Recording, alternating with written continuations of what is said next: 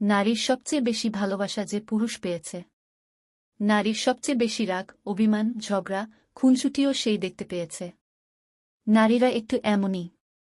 নারী যাকে সবচেয়ে বেশি ভালোবাসে তার উপরই সবচেয়ে বেশি অধিকার দেখায়, রাগ করে, ঝগড়া করে, অভিমান করে। নারী সরলতার প্রতিমা হয়, আবার রাগের উপমাও হয়। সবকিছু নির্ভর করে আপনার উপর। আপনি তাকে কিভাবে ট্রিট করছেন সেটার উপর। স্বাভাবিকভাবে পুরুষের তুলনায় নারীদের বেশি মুড সুইং হয়, তাই নারীদেরকে বুঝতে পারা একটু বেশি কঠিন।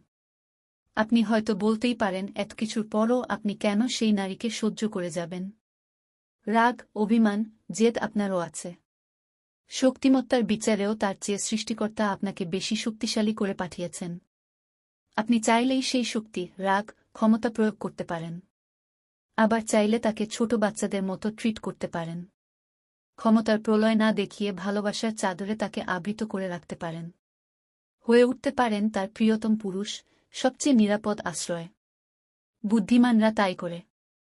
কারণ তারা জানে নারীর উপর রাগ, অভিমান, কঠোরতা দেখিয়ে নারীর কাছ থেকে সবকিছু আদায় করে নেওয়া যায় না। তবে ভালোবাসা দিয়ে নারীর কাছ থেকে পুরো পৃথিবী আদায় করে নেওয়া যায়। নারী এমনই।